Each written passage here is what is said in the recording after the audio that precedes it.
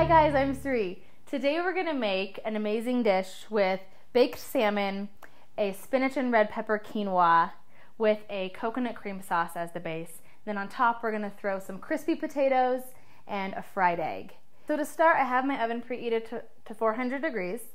And the first thing I'm gonna put on to cook is the quinoa.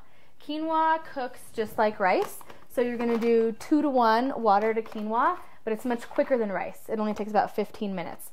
So I have a 1.5 cups of water, and I'm gonna do 3/4 cup of quinoa, because I'm making this dish for 3 to 4 people. If you're doing it for 2 people, you can do less quinoa. Just save your leftovers, it's great in everything. So there's 3/4 cup. I'm going to put this on to boil.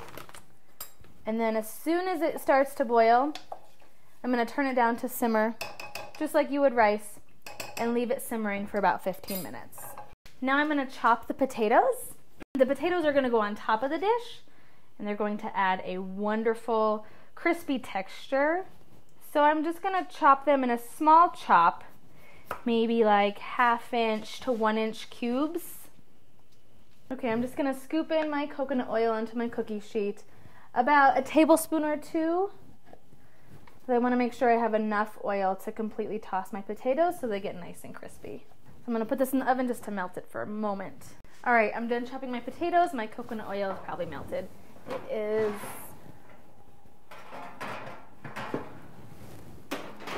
Alright. I'm just going to scrape my potatoes in here. I usually toss with my hands, but as you can tell by the sound, that coconut oil is still pretty hot. So I will not be tossing with my hands this time. So I'm going to use some tongs and just give them a few tosses so I get oil on all these potatoes. Alright, I'm going to salt and pepper my potatoes. And I have sea salt right here. Very good for you. And fresh black pepper. Highly suggest getting your own pepper grinder and grind your own pepper when you cook. It's just so much better. Alright, so we're going to stick those in the oven, and it's still at 400. And these are going to take 20-25 minutes tops, and I'm going to toss them a couple of times. Okay, now we're going to make the best part of this dish, the coconut cream sauce.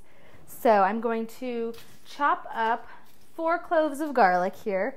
And while I am chopping those up, I'm going to go ahead and heat my coconut oil.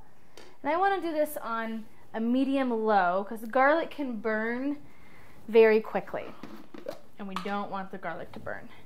But I want a good amount of oil. So again, I'm probably going to go for about 2 tablespoons. And I'm just eyeing this. You can get a tablespoon out and measure if you want. The way I prep my garlic cloves is to put the flat part of my knife against it, just kind of pound it with my fist, and it crushes the cloves and makes the skin easier to just take off with my fingers. All right, next we're gonna dice the garlic very fine. All right, I'm gonna cook my garlic for about 2 to 3 minutes, just until I smell that nice aromatic garlic smell. And then I know I'm ready for my next step.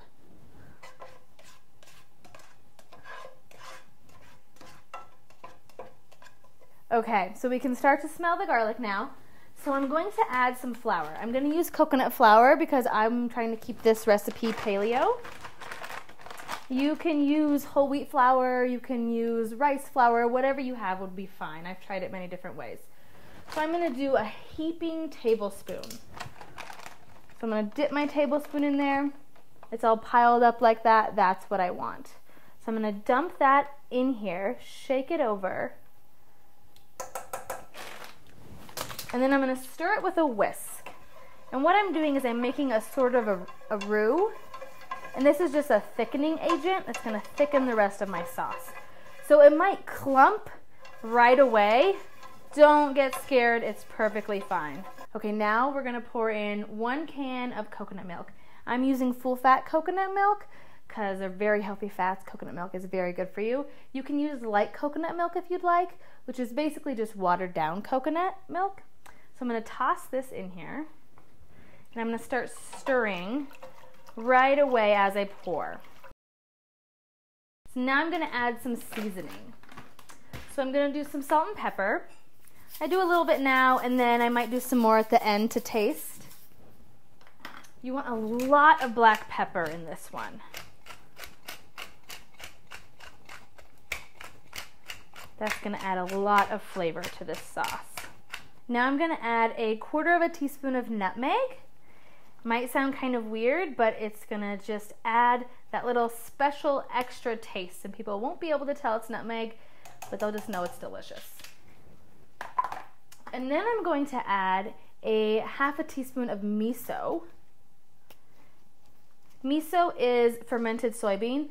If you're trying to keep this strictly paleo, you can keep the miso out and that would be just fine.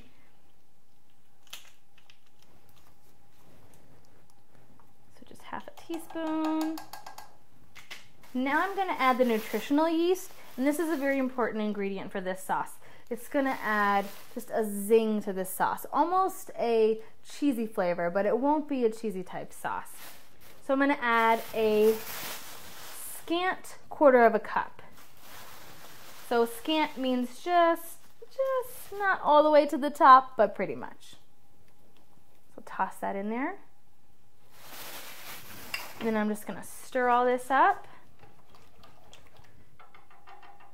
So now this sauce is just gonna simmer on low heat until the potatoes and everything else is done. Okay, so now I'm going to toss my potatoes. It's been about 10 minutes since I put them in, just to make sure they get crispy all over, and they are looking great. Just starting to get golden on one side. I'm gonna stick those back in the oven. And since my potatoes have about 10 or 15 minutes to go, now is the perfect time to put my fish in. So now I have 2 salmon fillets, and I'm gonna put them in a glass baking sheet. And I'm gonna sprinkle them with salt and pepper. And then I'm gonna put just a little dollop of coconut oil on top. These are gonna go into our 400-degree oven with our potatoes for about 10 to 15 minutes. All right, so I'm gonna chop up a 1/4 of a small red onion. So now I'm gonna cut up about 1/2 of a red bell pepper. You could use any color bell pepper. If you don't have a bell pepper on hand, you could do a zucchini, a yellow squash, chop up some sugar snap peas. Any vegetable will work. All right, my veggies are chopped, my oil is warm, I'm ready to saute. So my quinoa is done. I'm just gonna fluff it with a fork to check. Nice and fluffy, no moisture left. So I'm just gonna keep it covered, I'm gonna turn it off. And now I'm gonna add some organic baby spinach. And I'm just gonna do maybe 2 nice handfuls. It will cook down to almost nothing. So now I'm just adding my veggies to the quinoa. Okay, our potatoes and our salmon are done, so we're gonna pull those out. Potatoes look perfect, golden brown, nice and crispy, that's what we want. Our salmon is cooked through. So I'm just about ready to plate up. The last thing I'm gonna do is fry up some eggs. I know this sounds kind of weird, and you could easily skip the fried egg on top, but it's so good. I suggest you try it. Okay, so we're ready to plate. I'm so excited. So first, I'm gonna put my sauce on the bottom of my plate. Next, I'm going to do a small pile of my quinoa, spinach, and red pepper mixture. Now I'm gonna put my salmon on top. Okay, now I'm gonna add the fried egg.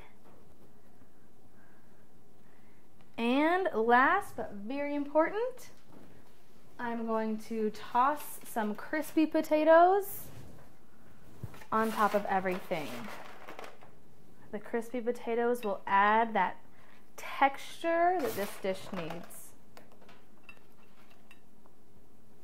All right, beautiful. It is ready to eat.